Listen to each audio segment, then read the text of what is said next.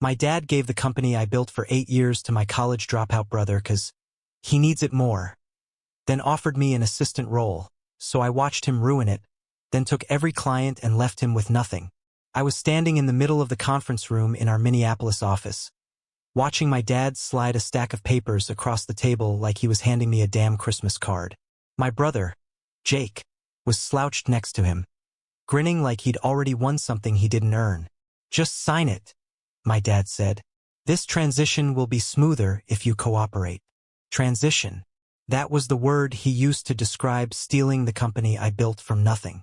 8 years of my life. 8 years of waking up before sunrise, taking calls in parking lots, fighting to keep us afloat when 2 competitors tried to crush us. 8 years of bloodshot eyes and panic attacks and choosing the business over vacations, birthdays, relationships. And now he was telling me it belonged to Jake. Jake, who dropped out of college because it wasn't his vibe. Jake, who bounced between random jobs, usually quitting after a couple months because management was toxic. Jake, who once asked me, dead serious, if invoices were supposed to be mailed or hand-delivered. My dad leaned back and crossed his arms, like this was some thoughtful, fatherly intervention. "Your brother needs purpose," he said. "He's struggling. You're strong. You'll be fine." I just stared at him. I couldn't feel my hands. My ears were ringing. "You're giving him my company," I said, making sure I didn't raise my voice. "The company I built. The one you barely even supported when I started it." Dad let out this frustrated sigh, like I was being dramatic. "You have to stop thinking of everything as yours. Family businesses evolve. Besides," he nodded toward Jake, "he needs it more." Then he delivered the part that almost made me laugh out loud. "You can stay on," he said. "Jake could use someone who understands the operations. Maybe as his executive assistant." Assistant. He wanted me, his oldest kid, the one who actually did the work, the one who pulled this family out of debt with the money the company started generating, to become Jake's assistant. Jake didn't even look embarrassed. He just shrugged and said, "You know I'm not good with spreadsheets and all that. We could be a team or whatever." I walked out. Not dramatically. Not slamming doors. Just walked out because if I stayed, I was going to say something I couldn't take back. For 3 days, I didn't answer calls. My dad left long voicemails about family unity. Jake sent texts like, "No hard feelings, bro. I didn't ask for this." Dad decided. But he never turned it down either. When I finally did walk back into the office, I wasn't the same person who had left. Something in me had gone cold. Like a switch flipped and I stopped trying to be the good, dutiful one. I found Jake at my old desk, feet up, watching YouTube tutorials on how to run a company. My company. I didn't say a word. I just studied him. This lazy, clueless kid who had no idea what he was about to inherit or how fast he was going to break it. Because standing there, something hit me with total, icy clarity. If they wanted to hand him the company, I was going to let them. I was going to let him run it, right into the ground. And by the time he realized what was actually happening, it would already be too late. But the real revenge, the part that would gut him, gut my dad, and leave them with nothing, hadn't even started yet. And it all began with one quiet move I made that same afternoon. One they didn't see coming. People think family businesses fall apart because of money, but in my family it was always something smaller and uglier. Favoritism. The kind that everyone pretends isn't happening even though it's right there, shaping every damn decision. I grew up in St. Paul. My dad ran a small HVAC shop his father started. It wasn't glamorous, but it paid the bills. He always said he wanted one of us to carry on the family legacy. But what he meant was he wanted me to carry it, and he wanted Jake to feel like he did. I was the reliable one, good grades, early jobs, the kid who checked the locks at night and helped pay utilities during the recession. Jake was the free spirit, which in our house was just code for "Dad will cover it." When I was 23, I saw a gap in the market. Small commercial properties needed integrated maintenance services, HVAC, electrical, light construction, all in one subscription-style model. Owners were sick of working with 5 different contractors.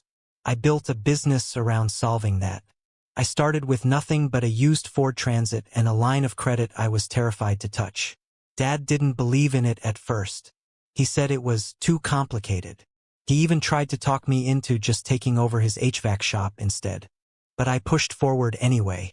I spent years building relationships, property managers, mid-sized landlords, independent contractors. I hired carefully. I trained my people personally. I put my name on every invoice because the trust mattered. By year 4, we were profitable. By year 6, we were pulling in steady multi-quarter contracts. By year 8, we were one of the fastest-growing small service providers in the Twin Cities. My dad went from doubter to proud parent fast. He told people he helped me build it. He didn't. But I let him talk because it made him feel good. Jake floated around during those years. He'd show up at family dinners bragging about crypto projects he never finished or business ideas that sounded like fever dreams. Dad ate it up because Jake was the baby, the creative one. The one Dad always felt guilty for not understanding. I didn't resent it. Not then. I thought families were supposed to have this dynamic, one kid steady, one kid messy. Whatever. But things shifted 2 years ago when Dad started hinting that Jake might get more involved with my company. First I laughed. During that time, Jake couldn't even hold onto a job as an Amazon delivery driver. The idea of him running anything was insane. But then Dad got sick for a bit. Nothing life-threatening, but enough to freak him out. And I think that fear rewired his brain, made him sentimental in a twisted way. He started saying stuff like, "Your brother needs direction, and you'll always land on your feet." He acted like my success meant I should hand pieces of it away so Jake could feel important. I kept brushing it off. I thought it was just him being dramatic. Then 6 months ago, I made what I now know was my fatal mistake. I put him temporarily as majority shareholder to help with some tax restructuring. It was supposed to be symbolic, just for a few months, totally reversible, all protected by a contract my dad insisted he would never touch. I trusted him because he was my dad. But a funny thing happens when someone insecure gets power handed to them. They start rewriting history. Around that time, Dad began saying Jake deserved a chance. First it was annoying. Then it was worrisome. Then it was like he was trying to convince himself that taking my company wasn't an insane thing to do. And the whole time I shrugged it off, because I still believed blood meant something.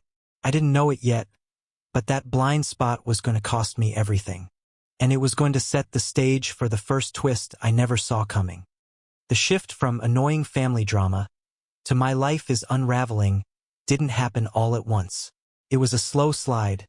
Small signs, weird comments, moments I brushed off because I was too busy running the damn company to imagine my own father would pull the floor out from under me. It started when Dad began dropping by the office unannounced. He'd walk around like some visiting investor, asking my employees if they enjoyed working for the family. The family, not me. Then he'd pull me aside and say things like, "You need to delegate more," or "A leader shouldn't be doing everything." I thought he was just trying to sound business savvy. I didn't realize he was warming up to the idea of replacing me. Then Jake started showing up. Not dressed for work. Not even pretending to be helpful. He'd stroll in with iced coffee, wearing joggers and slides, and sit in on meetings he didn't understand. One time he whispered, loud enough for everyone to hear, "What's a retained client? Is that like loyalty points?" My team looked at me, waiting for me to shut it down. I laughed it off, but inside, something twisted. The worst moment came during a quarterly review with one of our biggest property management clients. A guy named Ron who had been with us since year 1. He trusted me completely. We were reviewing expansion plans for his newer buildings when Jake barged into the conference room and sat down like it was his seat. I tried to ignore him, but Ron looked confused. Jake leaned back, stretched, and said, "So, when do I get to see the new HVAC units?" Dad said I'm taking over soon. I swear I felt my soul leave my body for a second. After the meeting, I dragged Jake into my office and demanded to know what Dad had told him. He just smirked and said, "You know he wants me more involved. Don't be threatened." Then he walked out like he'd made some kind of power move. That night, I confronted Dad. He got defensive immediately. "You always assume the worst," he said. Maybe I'm trying to help both my sons succeed. By undermining my authority in front of clients? I asked. He waved it off. You're being dramatic. I should have known right then something was off. But I clung to the belief that he would never actually hurt me. That he was just being clumsy. I had no idea he was already moving pieces behind my back. 2 weeks later, the attorney who had handled the temporary restructuring called me. He sounded uncomfortable. He asked if I knew about the shareholder modification request. My stomach dropped. I told him no. He hesitated, then said Dad had contacted him about formalizing a transfer to keep the company in the family long-term. I remember sitting there on my couch in the dark, staring at the wall while his words echoed in my head. My father was preparing to give my company to someone who couldn't even explain what we did. I called Dad immediately. He brushed it off again. I'm just exploring options, he said. Nothing's final. But he didn't tell me the truth, that the paperwork had already been submitted, that he was already contacting board advisors behind my back, that he was already coaching Jake on what his leadership approach would be. The escalation didn't stop there. Clients started calling me with strange questions. Is your company rebranding? Are you expanding into new leadership? Who is Jake?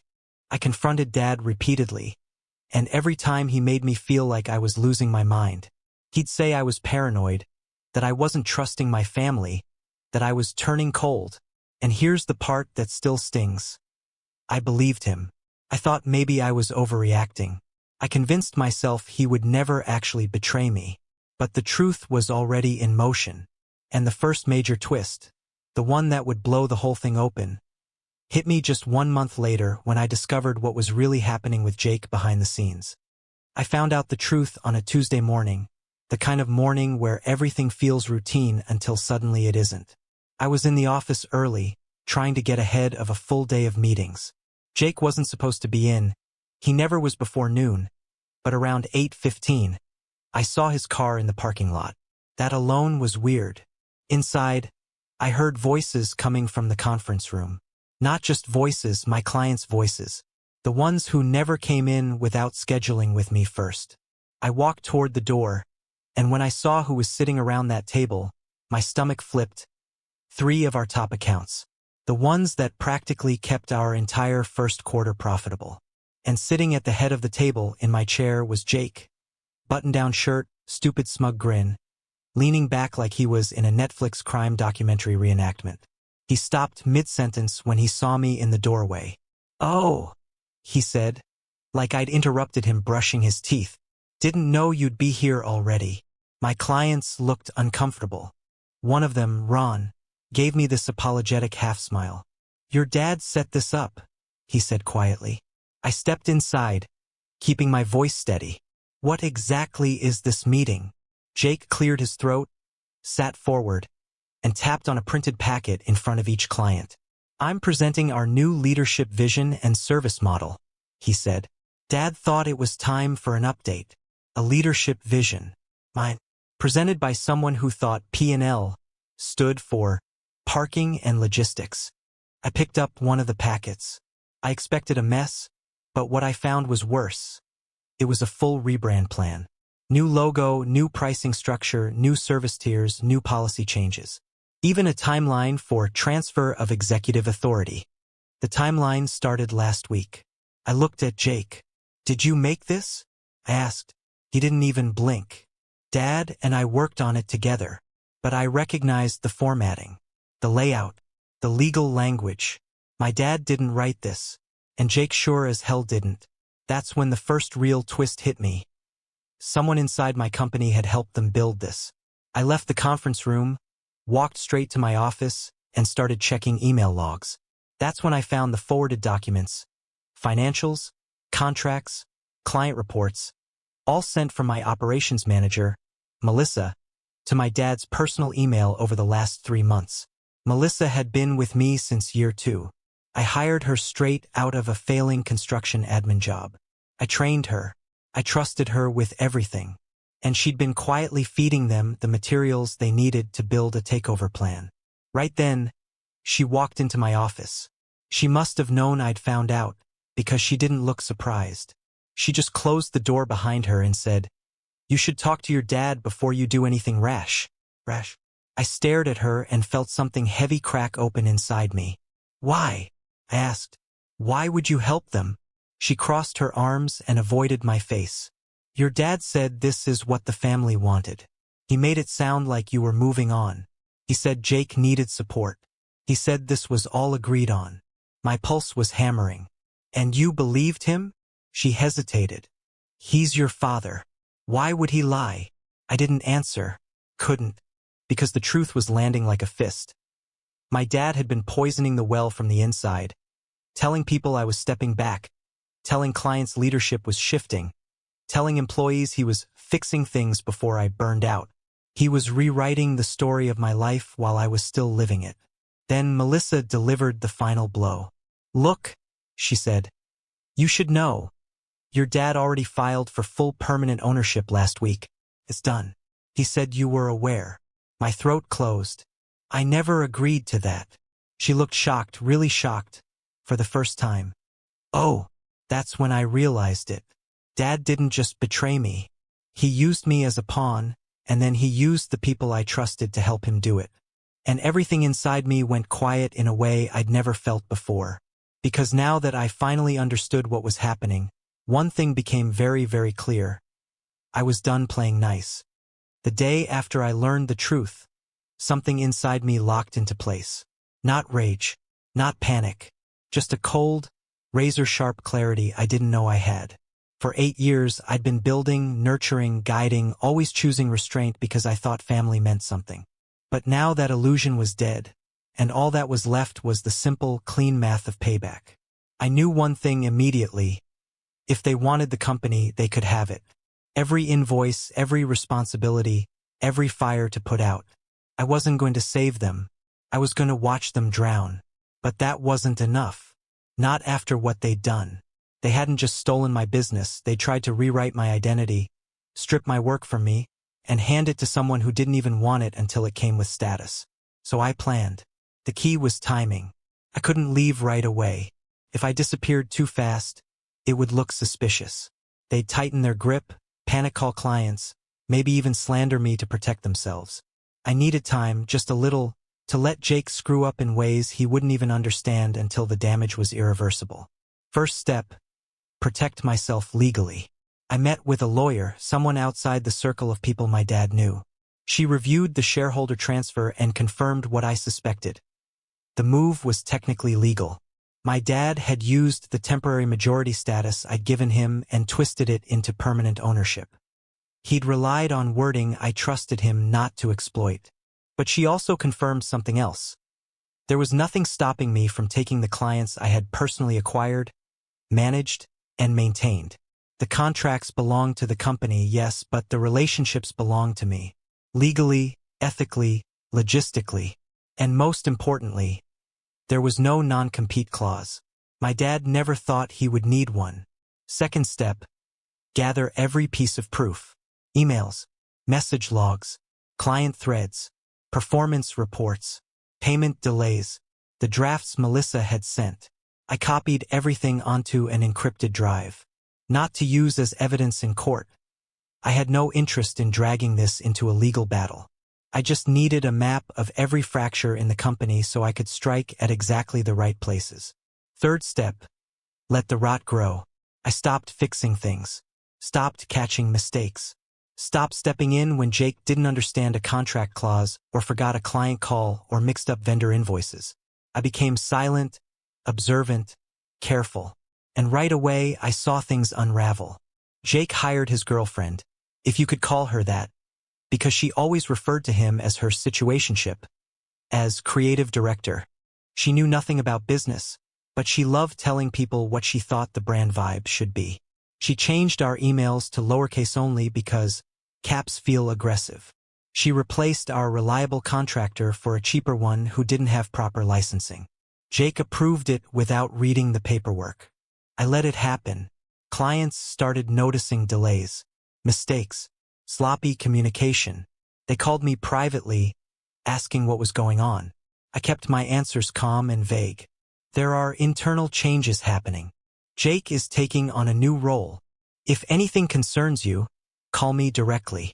Then I did something small and quiet and devastating. I took every client out for coffee, one by one, over 2 weeks.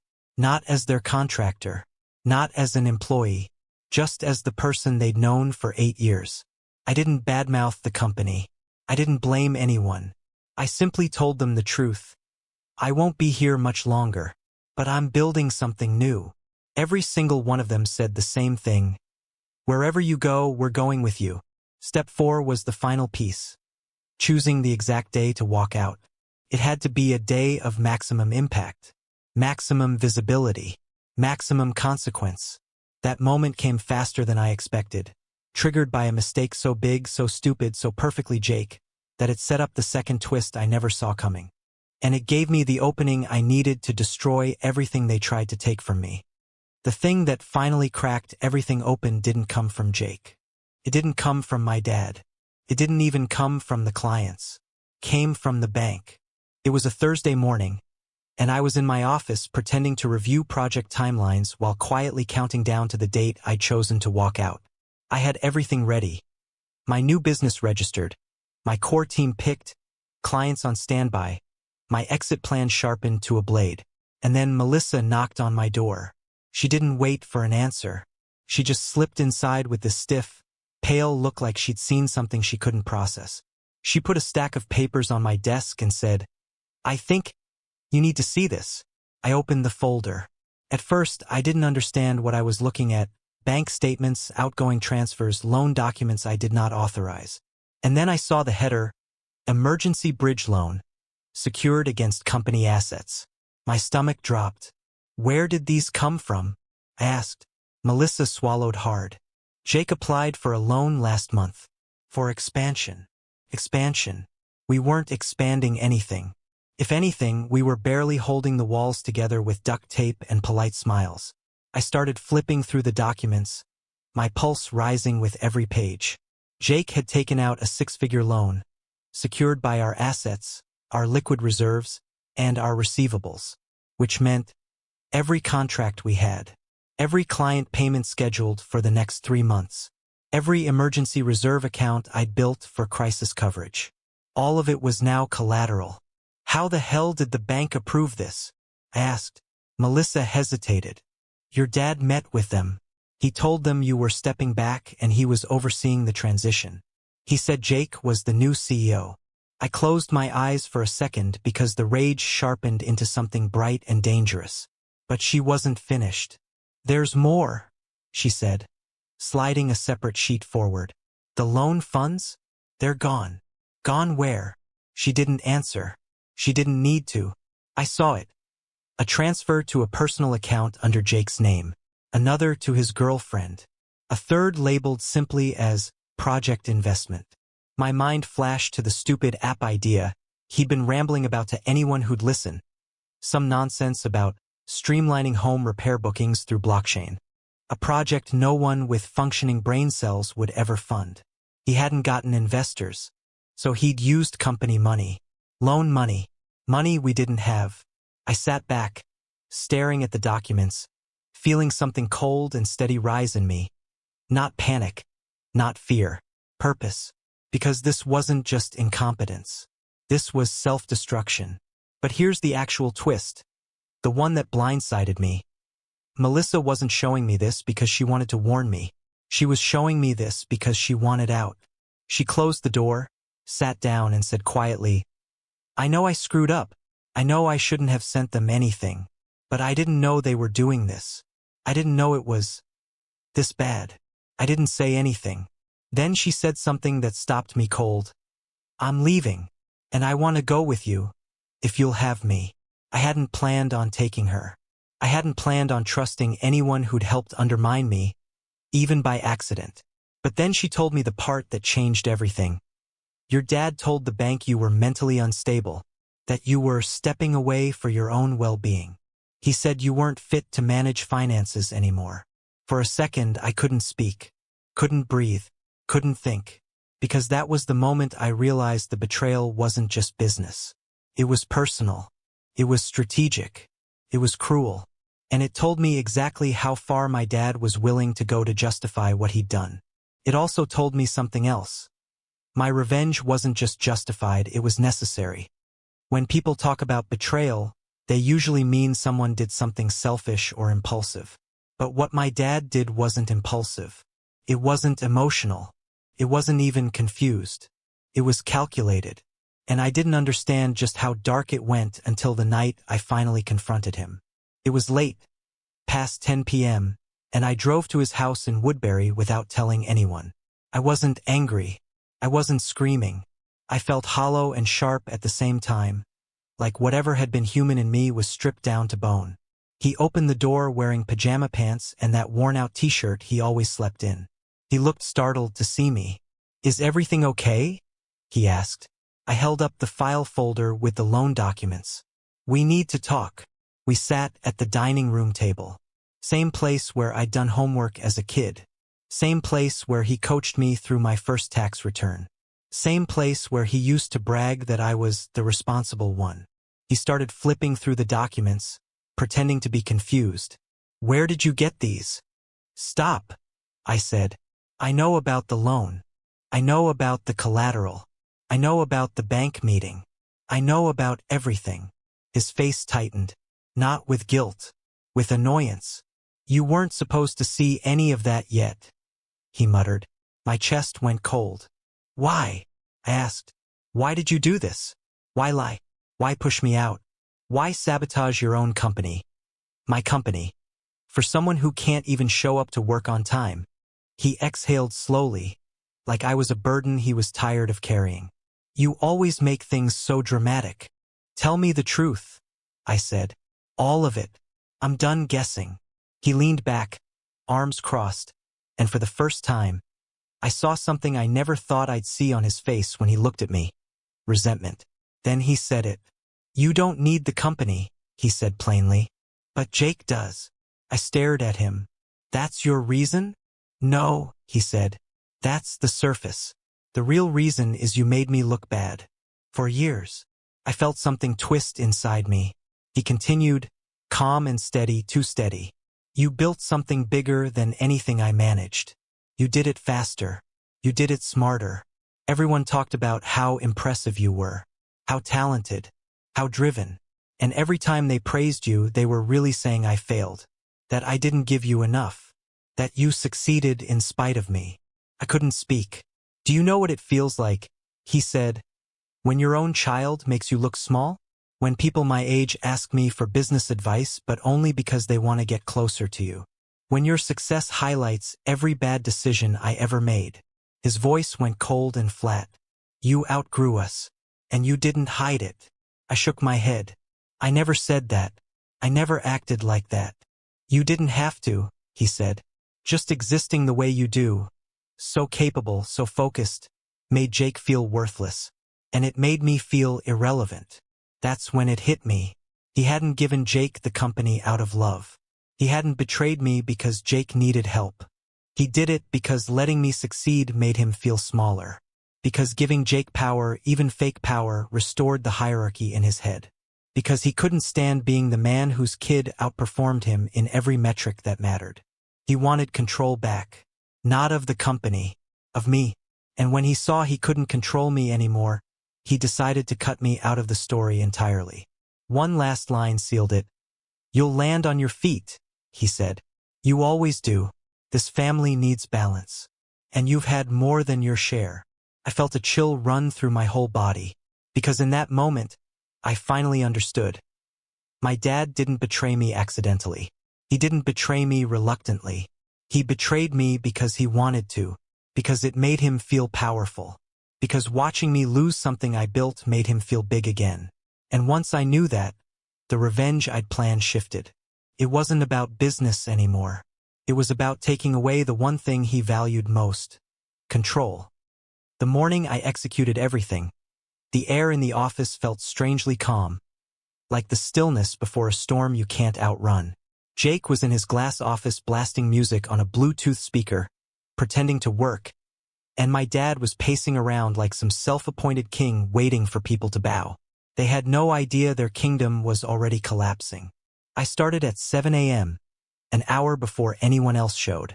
I drafted one email, short, direct, neutral, not emotional, not petty, just factual. Subject: resignation. Body: effective immediately. I am stepping down from all roles and responsibilities. I wish the company the best moving forward. I scheduled it to send at 9 a.m., exactly when I'd be walking out the door. Then I wiped my personal files, returned my keycard, and packed one small box. Just the things that belonged to me, not the company. By 8:30, employees started trickling in. A few gave me knowing looks. Melissa nodded at me from her desk. She had already given notice the night before, quietly handing HR her resignation letter and leaving before Jake returned from a brainstorming brunch. When the clock hit 8:58, I stepped into the hallway. I could hear Jake laughing in his office about something on TikTok. My dad was in the conference room talking loudly on the phone, probably bragging about his leadership transition. Then 9 o'clock hit. I heard the ding of incoming emails ripple through the office. 1 second later, another ding started echoing. Then another, and then dozens, all overlapping, because my resignation email wasn't the only one. Every major client, every single one, sent their formal termination notice at the exact same time. I had told them to, not out of spite, out of respect. They deserved better than the mess they'd been dragged into. And because I'd built relationships, not contracts, they followed me without hesitation. I walked past my dad's office first. He was staring at his phone, face drained of color. What is this?" he muttered. He looked up at me, eyes wide, like he was seeing me for the first time. "You can't just leave," he said. "The company needs you." "No," I said quietly. "You needed me. You just couldn't admit it." Then Jake stormed out of his office waving his phone. "What the hell is happening?" he shouted. "Why are all the clients leaving? Why didn't you stop them?" I looked at him the same way you look at a stranger who bumps into you on the street. "You wanted to run the company," I said. "Now you can." His face went red. "You can't do this. This is sabotage." "No," I said. "This is consequences." I walked out.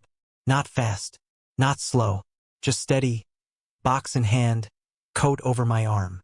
Behind me, I heard chaos, voices rising, phones ringing, my dad barking orders that meant nothing now.